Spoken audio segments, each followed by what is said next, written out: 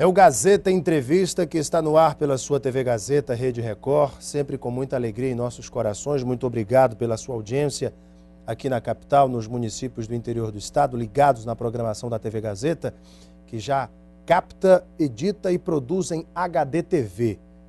Tão logo o Acre receba o sinal digital, você vai ter imagem digital da TV Gazeta na sua TV também. TV Gazeta preparada para o sinal digital. Tudo digital, tudo em HD TV na TV Gazeta. E você pode também assistir a nossa programação em tempo real pela internet, em qualquer lugar do mundo, tá? E participar conosco pela grande rede e pelas redes sociais, Facebook também. Eu quero começar o programa dando uma dica especial para você neste mês de março. O mês de março está acabando, mas você ainda tem a oportunidade de adquirir o seu Kia Cerato, um carro moderno, bonito, confortável, seguro, completo, por um preço muito especial. Kia Cerato EX com câmbio automático de 6 marchas, ar-condicionado digital, pedal shift atrás do volante por R$ 66.400 neste mês de março, lá na Auto Acre. E tem também Sorrento com bônus de R$ 5.000 para você levar o seu SUV, o SUV mais vendido do Brasil, o preferido dos brasileiros, o Sorrento, que é lindo, que é maravilhoso. Dê uma passadinha na Auto Acre, comprove esta qualidade, conheça toda a linha Kia Motors. Auto Acre fica ali na via Chico Mendes, Triângulo, em frente à Record Distribuidora. Seja VIP, seja Kia. Tenho o prazer de receber em nossos estúdios o diretor-presidente do Consórcio Energia Sustentável do Brasil, Victor Paranhos, e o deputado federal Cibá Machado. O consórcio ESBR é responsável pelas obras da usina hidrelétrica de Jirau, uma das principais obras do Plano de Aceleração do Crescimento do Brasil, do PAC, capaz de gerar, junto com Santo Antônio, 6.600 megawatts. Passarão a ser, depois de prontas, a terceira maior hidrelétrica do Brasil. Hoje, gerando cerca de 15 mil empregos. Como já falei, a ESBR é responsável pela construção, manutenção e operação da usina de Jirau, que integra o complexo do Rio Madeira. Presidente, muito boa noite. Boa noite. Tudo bem? Prazer estar aqui em Rio Branco, prazer estar na TV Gazeta. Prazer é nosso recebê-lo aqui. Deputado, como vai? Tudo bem, meu guerreiro. Estou sabendo que o senhor lá na Câmara disse que nas horas de folga vai lá na usina dar uma força também, como geógrafo. Trabalhar muito. O senhor continua efetivamente no Conselho Deliberativo das usinas? Não é nem permitido. Uma vez que toma posse no Congresso, aí tem que se desvincular. Tem que sair. Eu me Mas o senhor chegou a estar no Conselho? Dia 10 de março de 2010. Sim. Logo após de tomar posse. Isso, perfeito. Mas o senhor continua, inclusive, acompanhando de perto Acompanho, as obras? até que eu fui, a convite do próprio governo, que eu assumisse, está participando da Comissão de Fiscalização e Controle da Câmara, a pedido do governo, exatamente para poder estar de perto, acompanhando as principais obras do PAC e, dentre essas obras do PAC, especialmente as obras do PAC dentro da Amazônia. Presidente, o senhor está no Acre justamente para contratar profissionais para trabalhar na operação e manutenção da usina de Jirau. Está faltando mão de obra em Rondônia? Eu acho que falta mão de obra hoje no Brasil inteiro. A taxa de crescimento que o Brasil está tendo, graças a todo o programa de crescimento econômico do PAC, falta mão de obra. E a ideia é que é muito melhor, muito mais objetivo a gente trazer mão de obra do Acre de Rondônia do que ir buscar profissionais em São Paulo, no Rio de Janeiro e Minas Gerais. O pessoal aqui conhece a terra, entende de sustentabilidade, sabe o que é a vida local e se adapta numa facilidade enorme trabalhar numa obra que nem Jirau. Hoje são 15 mil trabalhadores ao todo ou esse número já foi ultrapassado? Não, hoje são 15 mil na área de construção civil, são mais 1.200 pessoas na área de eletromecânicas e mais uma série de outros profissionais, chega a 18 mil profissionais na área ambiental, na área social. Nós não estamos fazendo só uma hidrelétrica, fizemos uma cidade... Nova Mutum, Paraná. Nova Mutum, Paraná. Que nós já tive a oportunidade de conhecer, uma belíssima cidade com toda a infraestrutura. E é um local, inclusive, onde os operários moram, inclusive, aqueles que vieram de outros estados. Exatamente. Uma parcela mora em Nova Mutum, quem tem famílias. A outra parcela mora na obra. e Nova Mutum, onde vai morar e aonde vai ser a sede da energia sustentável daqui a 4 anos. Presidente, em que momento está a obra? Esta obra está prevista para ser entregue em 2014 e houve alguns atrasos. Em 2011 tivemos aquele motim desastroso, destruiu praticamente todo o canteiro de obras, ônibus, instalações, equipamentos, uma coisa terrível. E nós estamos enfrentando novamente uma greve na usina de Jirau, nas obras. Estes acontecimentos estão atrasando a obra? Com certeza. O nosso cronograma inicial era para estar gerando com uma antecipação muito grande, era março desse ano. A ideia era estar esse ano gerando no mês de março. O novo cronograma que nós conseguimos recuperar depois dos incidentes de março era para gerarmos em outubro. E hoje a obra é uma greve que não é só Jirau, Jirau e Santo Antônio também está em greve. E não existe mais greve, que as duas assembleias, tanto dos funcionários da Enesa, que é a montadora, como da Camargo Correia, optaram pela volta ao trabalho, aceitaram a proposta de reajuste salarial. De reajuste salarial, de antecipação de dissídio. Mas hoje, por que não estão trabalhando? Porque tem um grupo bastante radical que está impedindo hoje a entrada deles na obra e o trabalho na obra. Hoje existe um impedimento ao trabalho de cerca de 16 mil pessoas. Os líderes da greve dizem que eles afirmam que além do reajuste, que até então não tinha sido concedido, eles reclamam de melhores condições de tratamento de saúde, reclamam por alguns pontos que são da pauta de reivindicações. O consórcio ouviu essa pauta e atendeu esses pontos? Nós ouvimos a pauta, vimos a pauta e, primeira coisa, do ponto de vista de refeição, comida, eu digo porque eu almoço no mesmo local, no mesmo horário de todos os funcionários dessas 17 mil pessoas. Geral não tem 2 restaurantes, para o presidente, para os diretores e para os demais trabalhadores, para os operários. E a comida é de primeiríssima qualidade. Deputado Cibá já comeu lá várias vezes. Os nossos presidentes do exterior, quando vão, comem lá também da mesma forma. Do ponto de vista de alojamento, eu quero que mostrem no Brasil quais são as obras de infraestrutura que têm alojamentos com ar refrigerado. E não há refrigerado de parede, é split, silencioso, com quarto com banheiro, ou seja, as condições de trabalho hoje são, sem sombra de dúvida, dito pelas duas nossas contratadas, Enesa e Camargo, são as melhores condições de trabalho que se tem no Brasil. No Brasil. Deputado, o senhor que acompanhou esse processo, a gente sabe que desde o início da liberação das licenças ambientais, as obras de Santo Antônio e Jirau receberam muitas críticas e também bastante oposição de órgãos ambientais. A própria ministra Marina falou da questão do bagre, isso gerou um conflito dela com o presidente Lula. Mais tarde Marina saiu, foi um dos fatores, inclusive, que ela depois chegou a comentar. Mas falava-se da inundação de áreas indígenas, coisa que foi pesquisada e não existem comunidades indígenas que nós chamamos de índios arredios ou aqueles índios, enfim, desconhecidos. E falava-se também de uma grande área inundada. Diferentemente de Baubina, a usina de Jirau não tem um grande lago artificial criado, é um lago menor. O senhor tem acompanhado toda essa questão ambiental também? O que o senhor diria a respeito disso? Olha, em primeiro lugar que foi um ganho de uma tecnologia, né? Onde as duas hidrelétricas do Madeira vão usar um tipo de turbina que não precisa de grandes quedas d'água. Que é a turbina tipo bulbo. Aí já evita uma inundação, um lago enorme, aquilo que era acostumado ser de uma hidrelétrica aqui na Amazônia, em qualquer lugar.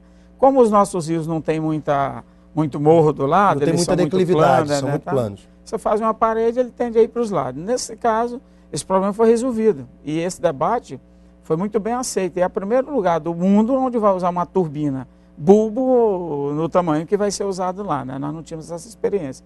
Mas eu quero dizer que, devido ao Baubina ter sido um desastre ambiental completo, aí fica assim, todo mundo que olhava para a falha de hidrelétrica já se lembra daquele momento, né? Exato. Então, acho que o debate naquele momento se deu daquela forma, Porque todo mundo só tinha aquele exemplo para contar, né? Quando é agora, o que eu tenho feito? Tucuruí também não é um grande exemplo de usina sustentável. Mas é assim, lá até que o rio ainda comporta um pouco mais essa experiência. Mas aqui o importante é isso, e eu tenho levado pessoas do Brasil inteiro, especialmente aqui do Acre, para constantemente estar indo lá, ver com os próprios olhos o trabalho daquelas duas usinas, né? E aí, só no ano passado, nós tivemos lá com 6 comitivas de pessoas aqui do Acre que foram visitar as instalações para ver um modelo completamente novo dessa tecnologia que é muito importante. Presidente, o investimento hoje, falava-se de 12 bilhões de reais. Esse investimento permanece? Houve alguma ampliação, alguma melhora no decorrer das obras que aumentaram esse investimento? Aumentou o investimento que nós identificamos que geral dava para se instalar mais 6 turbinas, ou seja, sem ter 1 metro quadrado a mais inundado, nós estamos colocando mais 6 turbinas de 75 mega, que vai para 2.750, ou seja, a usina fica maior, que aí ainda tem um aproveitamento. Geral tem uma das melhores relações de potência instalada versus área inundada. O rio praticamente fica dentro da calha do rio, nas grandes cheias é do Madeira. Não há necessidade de um grande reservatório como foi o de Baubina, que hoje gera mais gás do efeito estufa do que propriamente energia. Um desastre foi Baubina. Por isso esse medo. Um medo que as pessoas tinham de construir hidrelétricas na Amazônia. Agora, presidente, uma coisa que me chama muita atenção é que se fala que com Jirau e Santo Antônio prontas, o Brasil resolve de vez o seu problema energético. É verdade? Espero que não. Espero que o Brasil volte a crescer a 6%, 7%. E a gente tem que praticamente fazer uma Jirau e Santo Antônio a cada 2 anos. Hoje a nossa taxa de energia, de consumo de energia, perto do mundo é muito baixa.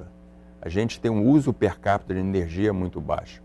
E com essa grande subida de geração de renda da classe C, podendo comprar eletrodomésticos, nosso consumo vai crescer e vai voltar a crescer 6%, 7%, que nem o país vai voltar a crescer. Fala-se que com as hidrelétricas do Madeira prontas, nós teremos uma energia mais confiável, até porque é uma energia limpa, proveniente de hidrelétrica, e uma energia mais barata, presidente. É isso mesmo? A nossa energia na região norte, a energia que vem para o Acre, falando da nossa aldeia aqui, vai ficar mais barata? Vamos tomar cuidado sobre a energia que sai da usina, energia que chega na sua casa e você paga a conta. Se você olhar a carga tributária que você paga hoje na conta de luz, é altíssima. Altíssima. E é imposto sobre imposto. É imposto sobre imposto. Então, a energia hoje brasileira, quando sai da usina, é barata. Quando chega em casa, é cara. Quando chega em casa, haja imposto. Essa é uma grande realidade. Então é isso que nós devemos cobrar dos deputados federais, presidente, para derrubar esses impostos? É isso que eles têm que fazer, essa reforma tributária, acabar com esse imposto. É isso que a gente tem que fazer com eles, né, presidente? Isso daí eu acho que existe o consenso da necessidade da reforma tributária. Não tem ninguém a nível de governo que não entenda de ser necessário. O Brasil precisa ficar mais fácil de ser administrado. O custo Brasil impede muitos investimentos. Deputado, pelo amor de Deus, a usina, o presidente está aqui dizendo que vai ser energia barata, o que encarece são os impostos, deputado nos ajuda. Nós tínhamos a energia que os leilões de 2003, por aí, 2004, estavam em quase R$150 o megawatt. O leilão de Jirau chegou a R$73, olha, a metade do preço, né? Então, aí vai para o Sistema Nacional, manda essa energia para São Paulo e cai na rede nacional para voltar aqui para Rio Branco. Foi muito bem. É claro que nós temos ainda um custo de energia muito alto no Brasil, não é barata a energia no Brasil. E o que se espera daqui para frente é que, com toda essa interligação e com tantas novas fontes de geração, a gente consiga ter uma redução do preço dessa energia. Mas, por fim... Mas tem que haver vontade política. Tem que baixar tributos. Tem que baixar tributos, tem que ter a reforma tributária e acabar com essa cobrança de imposto em cascata nas contas de energia. Que é isso que encarece a nossa energia. Não, aí como é que você traz uma indústria para cá, né? Por que ela tem que vir para cá, que já está longe do ponto comercial dela e tal? Aliás, eu tocou num ponto importante. Nós hoje sofremos com as constantes quedas de energia. Aliás, presidente, nós já chegamos a gravar um programa aqui, quando se faltou energia 8 vezes no estúdio. Nós até depois convidamos o presidente da Eletrobras Acre para vir aqui explicar o porquê de tantas quedas de energia. E aí fala assim, porque às vezes cai lá a fase do Leão e tudo mais, a segunda parte do Leão não está pronta. E nós estamos com a ZPE, uma zona de processamento de exportação, que atrairá com certeza muitos investimentos e grandes indústrias. Mas para que elas efetivamente se instalem, precisam de energia confiável. E aí, deputado, o que é que nós podemos afirmar para os investidores que vêm para o Acre sobre a nossa energia? Em primeiro lugar, saber que a hidrelétrica de Jirau e de Santo Antônio vão destinar uma parte da energia para atender Acre e Rondônia. Isso já está pronto. Eu tive lá na base, que é a chamada estação coletora, que vai mandar energia para São Paulo. Os cabos já estão prontos para destinar essa energia para Acre e Rondônia. Tem que ter a linha. Não tem jeito, porque vai ter energia, tem que ter a linha. Mas a linha já está sendo construída, as torres estão sendo montadas. Nós já estamos aí, me parece que está chegando a 50% já da obra, deve ser concluída agora no segundo semestre, essa obra da segunda linha. O que é chamado em termos da energia? O que eles chamam a linha de N1, N2 e tal. Por quê? Porque quem tem uma pode não ter nenhuma. Tem que ter duas para considerar que tem pelo menos uma. Então, isso é um dito popular que vale muito bem aí para essa questão, energética. Presidente, a questão de preço de energia, eu faço um desafio. Opa! A gente vê o seguinte, deputado Cibá falou muito bem, você hoje tem uma energia que sai... barata da usina. Aqui vai para o Sudeste e o seu investidor, a sua indústria que vier para a ZPE, vai pagar o mesmo custo de transmissão do que se está pagando dentro do estado de São Paulo, a 3 mil quilômetros daqui. Nós temos uma proposta... Mas isso é incongruente. É o sistema, é a forma. Nós temos uma proposta da expansão que nós fizemos para Geral para ser colocado direto na linha de 230 que está sendo feito, com custo de transmissão específico para o estado de Rondônia e Acre. Olha só. Isso já tem que mudar a legislação, isso tem que mudar a regra, mas eu acho que se você quer industrializar o estado e a ZPE está para isso, você teria que brigar por essa energia mais barata também para as suas indústrias que quiserem vir para cá. Está dada a dica, deputado, para que se mude a legislação e que se possa obter uma energia mais barata através dessa ótima sugestão do presidente Victor Paranhos. Mas deixa eu voltar aqui com o presidente, tem uma questão muito importante. Eu estive em Rondônia recentemente e eu ouvi muito da população a respeito da hidrelétrica e algumas pessoas dizem, olha, melhorou aqui, o setor hoteleiro está em festa, né? Nunca se teve, como diria o presidente Lula, nunca antes na história daquele estado se teve tantos hotéis ganhando dinheiro com enfim, com hospedagem. E o setor do comércio também comemora, o comércio aquecido, muito dinheiro circulando em Rondônia. Mas existe um questionamento, e quando as obras acabarem? Como é que fica?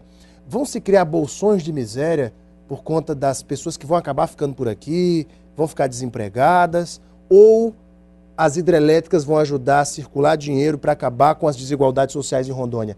Essa é a grande questão. O que o senhor pensa disso, presidente? Eu acho que o pessoal não olha hidrelétrica como você vê uma hidrelétrica muito pequena. Santo Antônio e Geral, a operação e manutenção dessas duas hidrelétricas vão ter diretamente cerca de 800 pessoas no somatório. Nós vamos ter 350 a 400 pessoas, com uma série de empresas dando suporte de operação e manutenção.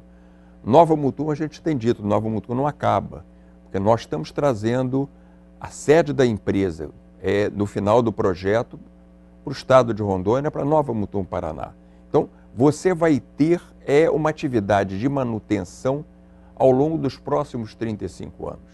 Eu acho que aí também, entrando na seara do deputado Cibá, as duas grandes oportunidades são, você tem hidrelétricas ainda de porte médio grande do Peru e uma binacional entre Rondônia e Bolívia. As eclusas do Rio Madeira já estão nesse cronograma? Não, as eclusas do Rio Madeira não estão nesse cronograma. Mas o Brasil desenvolver junto com o Peru e toda a mão de obra já vai estar aqui, o estado do Acre vai ser um grande ganhador, ou com a Bolívia, você tem mais duas obras aí para mais 10, 15 anos de obra. E hoje nós só em Geral, nós treinamos mais de 20 mil pessoas. Então você tem hoje o estado de Rondônia e muita gente do Acre, muita gente de Abunã, muita gente dos 2 estados, com um treinamento que possibilita investimentos na área de hidrelétrica continuar crescendo. Presidente, onde acontecem, enfim, as entrevistas de emprego, como é que vai ser essa questão, que tipo de profissionais Jirau estará contratando no Acre, porque quem está em casa ouviu essa nossa conversa aqui, mas tem profissional de novo, eu quero trabalhar lá em Jirau. Me explique como é que vai ser esse processo. Você abre o seu computador, www.energiasustentaveldobrasil.com.br, tem logo em cima, venha trabalhar com a gente. Você coloca, você com certeza está contratado, vai ser o nosso grande relações públicas, você vai vender Jirau para o mundo. Muito obrigado, tá? Presidente. Mas qualquer pessoa que queira, tem lá as categorias de pessoas que a gente está contratando, seja na área de administrativa, recursos humanos, financeiras, contabilidade. Se inscreve no site. Direto no site, bota o seu currículo e nós estamos selecionando essas pessoas. Muito fácil. É entrar no site, produção, www.energiasustentaveldobrasil, tudo junto.com.br. E aí agora uma boa ideia para as mães do Acre que estão com os filhos em São Paulo, com filhos no exterior, estudando ou trabalhando. Olha só. Traga o seu filho de volta para ser um engenheiro, lá em um engenheiro que esteja trabalhando fora em São Paulo, porque não teve oportunidade, infelizmente, aqui. Põe o currículo dele, traga ele de volta para Jirau. Gente, foi um prazer receber aqui o presidente da Energia Sustentável do Brasil, o consórcio ESBR, que é formado pela Suez Energy, Eletrosul, Camargo Corrêa e Chesf, consórcio que está construindo a hidrelétrica de Jirau e, junto com a hidrelétrica de Santo Antônio, formarão a 3ª maior usina hidrelétrica deste país. Presidente, muito obrigado. Muito obrigado. Foi um prazer imenso conhecer. Igualmente. Deputado. Muito obrigado. Está na sua mão, deputado. Está na sua mão criar as condições junto com a nossa bancada no Congresso. Está feito o desafio. Está feito o desafio. Daqui a pouquinho nós voltamos para a sequência do Gazeta Entrevista. Até já.